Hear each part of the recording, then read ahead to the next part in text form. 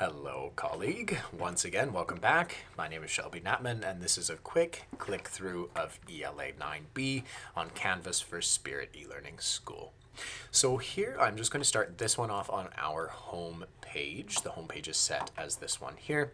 There are links on here. You will want to create a meeting link, any course links that need to be put through there. The student homepage goes directly to Prairie Spirit. Canvas orientation consists of a number of videos. You will need to relink this page from Spirit eLearning, but you can speak to Peggy or whomever to help you do that. A link to Wheatland Library, some literacy links that will help explain the thoughts behind the course to both you, your students, and their parents. Anyone can read through these documents. You'll also see a link to the syllabus that you will have to go in. Anytime you see this obnoxious highlighting, that is something for you to address before the course goes live. So this is just an example of the syllabus with places for you to fill in. Okay, the Google Doc here will take you to a copy that you can copy and paste, but do note that these tables are a bit messed up, so you want to make that look nice and pretty. But let's go back home here for a moment, and I will just click you through our first couple of modules. Modules are designed as the navigation of this course. So very first, we will see our introductory kind of week or a few days, however you decide to run this, in which an overview of the course is given, an overview of what the daily reading looks like and daily writing processes, and then the students will set some goals. So let's click right into there. An overview of the course. Feel free to delete these videos and pop your own in. Read, write, explore, and create. These are the elements of the course that were explained to you in the teacher's guide, but now are being explained to the students and setting those daily processes. Flipgrid is what I have chosen to use for our kind of video communication app. So students can watch this video on getting started, and then you, teacher, are going to want to create your own Flipgrid page. You can access that with our Prairie Spirit login. It's very easy, but you're going to want to create your own, and you're going to want to change out all of these embeds throughout the course.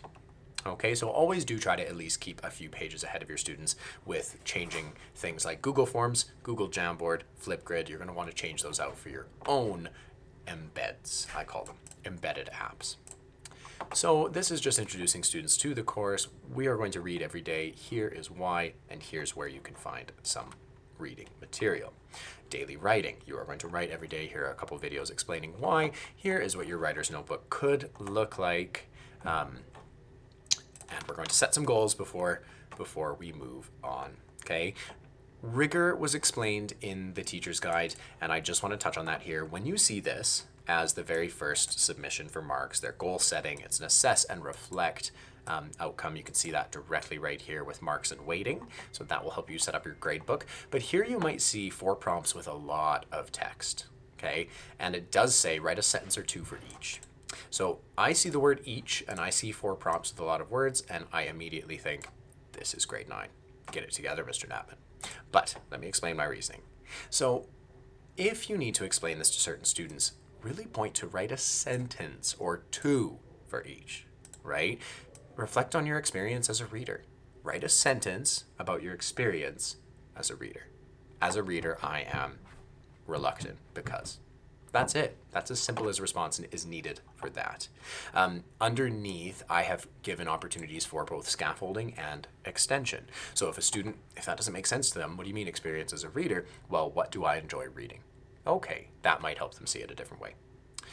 They then reflect on themselves as a writer and where they want to expand as a reader and writer, and that's it. So really 4 sentences would be fine as a text box entry for this. Unit 1 then begins, so we've set our daily processes, we've discussed some daily processes, and we've set some goals. Every unit begins with an outline like this, where students can navigate by clicking through the links, and then right here they have a return to the outline of tasks link. Each unit will start with the big ideas of the unit, this one focusing on why do people need each other, what does it take to survive on planet Earth, how can we help one another survive. We are persuasive writing. So you'll see all of this come together. Right off the bat, in our very first unit, students are going to actually discuss their daily reading. So this is making those daily processes purposeful and showing the students that we are tracking them. So what novel have you chosen? Determine note a sentence that you have enjoyed and determine when you want to finish the novel. They will respond to this through a Flipgrid post.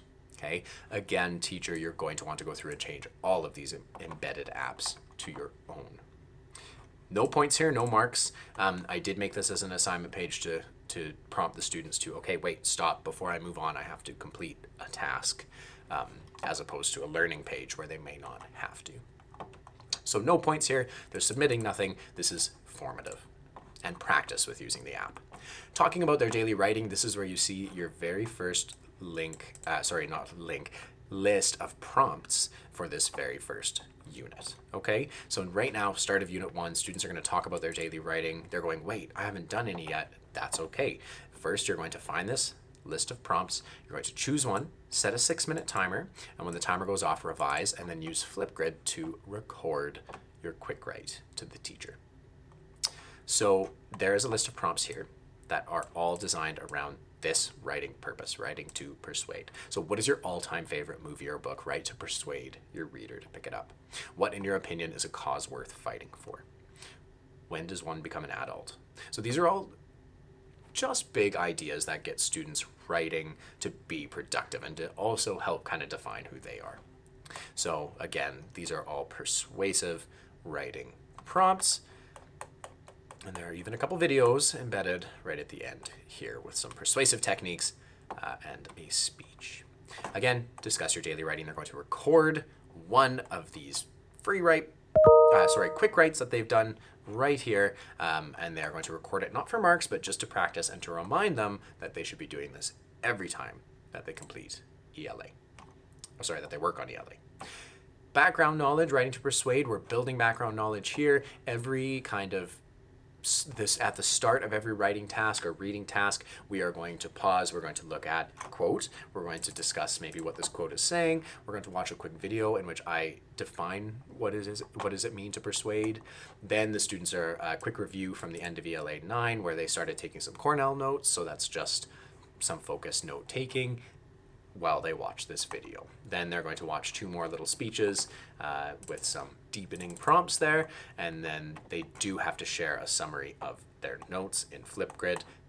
Formative. So now they're starting to get to the point where they should be confident in using Flipgrid and in interacting with these Canvas pages, so we're going to start to assess them.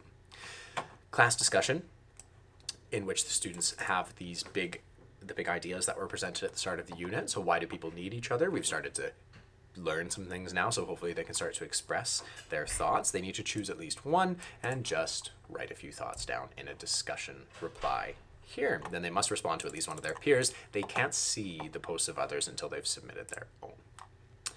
We do a close reading together. So again, the lap around the track in which we look for things together and we try to define this through a mentor text is happening right now before we actually get the kids to do this for marks and then create a piece of persuasive writing. So here we read pets are not children, so stop calling them that. So there will be, this is the wrong video here, but there'll be a correct video posted in which I walk the students through a close reading of this persuasive piece with specific purpose to look for. We then stop and learn a little bit more. So 4 ways to hook your reader. What is a hook? 4 tips for writing a great hook. Here are kind of those 4 tips again. We're going to use those for the next couple days here. Examples of hooks, lots of choice. The students can go through and they can discuss one of the examples in Flipgrid. Quick reminder, you should be completing a choice reading session and a quick write each time you work on ELA. Here's a link to the module back to remind you about your daily writing, and then here is a link to where your writing prompts were in case you have forgotten. So just trying to keep those daily practices at the forefront of the course. Journal, this is what I was discussing in the previous video where this is not a quick write, this is actually a task they have to complete. They should have been practicing their quick writes by now so that they can complete this journal. The great thing about ... The mentor text here is the great thing about New York is that if you sit in one place long enough, the whole world comes to you.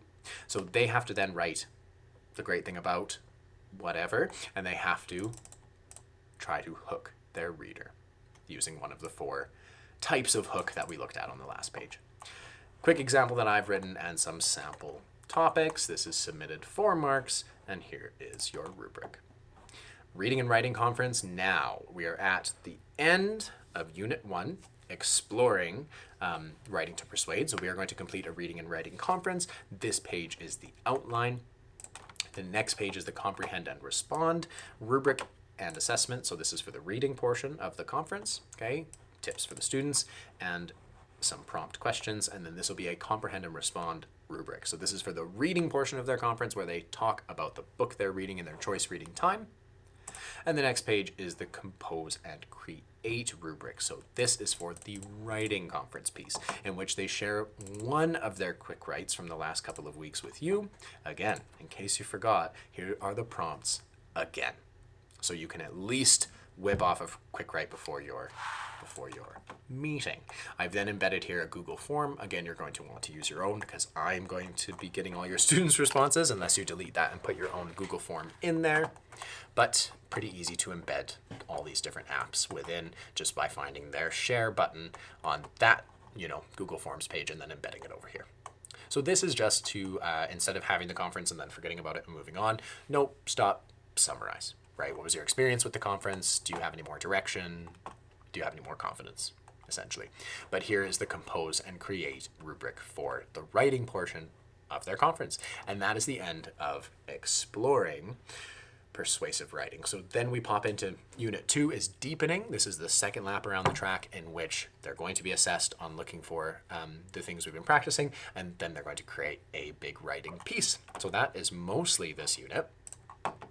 Very first, they do a close reading individually on their own, how Animal Crossing will save Gen Z. They have purposes, okay, and they will watch that quick video. And here is their rubric. This is comprehend and respond because they're close reading, but they are looking for persuasive techniques, all right? When they go to complete this annotation, they have to click, there's no actual document here, but it says submitting a student annotation. So when you are a student and you click start assignment, at the bottom pops up the actual, the PDF here in which the students can annotate. I've asked them to highlight good examples of persuade in green. So they will highlight good examples of persuasive writing in green. We are no strangers to a fight. There we go. That's a great statement with no room for doubt. I don't know. And then they hit submit when they are done. So, almost done. Thank you for staying with me. Next, after they do that close reading, they're much more equipped with persuasive techniques. We're going to deepen that a little bit and talk about persuasive language. There is a little YouTube video. We're talking about strong emotive language, so we're going to define that a bit more. Here are some cool lists of action words and specific words to use instead of very. Choice. Here are 4 speeches, right? We have climate change, racism, poverty, and gender equality. Choose a topic that obviously they go along with the big ideas, right? Why do people need each other? Why is it important to do more than just survive on this planet? But then the students get to pick one that catches their interest and look for persuasive language, strong emotive language. Then they're going to discuss it in the Flipgrid post. Journal number 2, my mantra. There's a little, the mentor text is a video, Carpe Diem, the wonderful Robin Williams. My mantra, student, an example from me, and then, some sample mantras that they could write about. This is a journal. They submit it for marks. They're persuading, but they're kind of creatively writing in that one about, a life lesson, but they're still persuading their reader that they should adopt that worldview. Now, really quickly, I'll just run you through this writing task. It is called a burning issue, and this is their persuasive writing. It is marked out of 2 compose and create rubrics that you will see on the next page. So here, again, we have an outline of the steps, the 6 steps, and then the 6 steps are all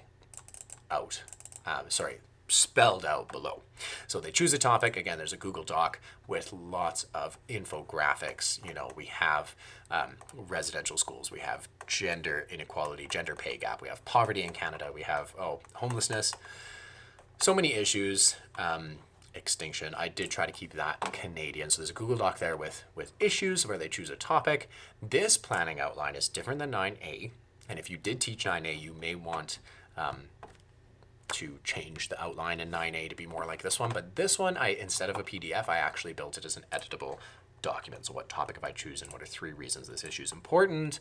How am I going to use a hook? Okay, so the outline actually walks them through the task, the mini lessons. We defined what a hook was We looked for examples of it in a mentor text. Same with strong words, emotive, and words to use instead of very. So we're getting them to go back to the stuff they learned and really interact with it and use it instead of just storing it away somewhere.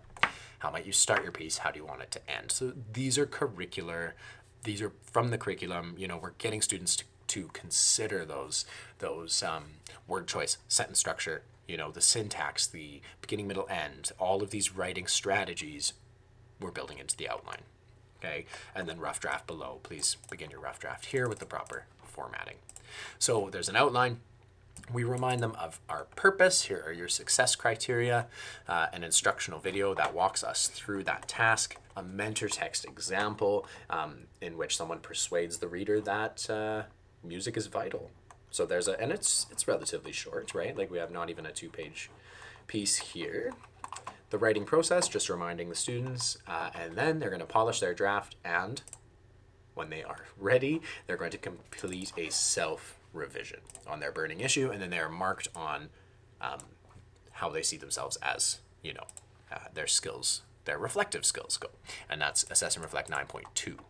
So here, step by step, again, use one of these powerful revisions, pick one strategy, go through your own piece, make sure it's okay, and then complete a self-revision session. You're going to take some notes, right? You're going to put in here the strategy that you used, the changes you made, ideas that arose. Then you're going to submit this writing piece, and here you're going to do a quick text box submission. So students might get a bit confused as far as, okay, is this where I'm being marked on my big piece of writing? No, we can see here that this is an assess and reflect rubric, and that at the top here, this is an assess and reflect outcome. So actually on this page, they're being marked on their reflection of themselves as far as their revision skills go. Okay, so then the next page is where they submit their piece of writing, and those two compose and create outcomes are built into this rubric. All right. Finally, they reflect on their learning at the end of the unit. So we've finished Writing to Persuade. We're just about to launch into Romeo and Juliet, and they do reflect with a marked Flipgrid post. Okay, and that is on Assess and Reflect. I'll just show you really quickly here what the remainder of the course looks like. Unit 3 is Romeo and Juliet, so there's that very same outline, and there's that very same format page for building background knowledge. We have a new quote, we have a new little context video, we have our new quick write prompts, right? We have how to read Shakespeare, and we have some background info procedures for the unit. So it does change a bit when we get out of writing purpose and into our play study Romeo and Juliet, but we see a journal, we have our comprehend and respond and compose and create pages for specific assignments, and then Unit 4 is really fun. It's an inquiry project, so do work through that. There's a really good outline. It's in depth. This unit will take a long time, so do click through that one first so you give your students enough time to develop their question, explore. In the inquiry project, they find 2 English resources, and they conduct an interview of someone they know that all try to answer a question that they have developed around the idea of conflict. So abstract stuff, but they love it. And then Unit 5 finally is book clubs. Okay, the book clubs, I just want to mention, is designed around like the options are here. Well, the free write prompts are here. It's designed around the Prairie Spirits from the Division Resource Center, the Grade 9 Love, Loyalty, and Relationships novel box. So you can look into the Division Resource Center. It's located at a Warman High School at the moment, and do get in touch with someone there to book that box. You can change the options up for these for this book club, but you will then have to go through the work of doing all of this. These are the novels that are in that box. You can throw in some from your own classroom or not. You can take some out if you think they're not appropriate. There's a link to a book trailer for each of them. There is a summary of the book. There's the review, the rating from Goodreads, the page number, and I've also thrown in the top corner there if the story has LGBT content, because students may want to seek that out and they may not want to put their hand up and say, I want to seek that out, or it might be something that they just want to avoid at that moment. So I've found it good to throw those in there when it's a prominent theme. They create a Google form here, send me an email and I'll send you a copy of this, because you're not going to want to create a lot of these on your own. But they go through and rate, I don't like this one, I want this one.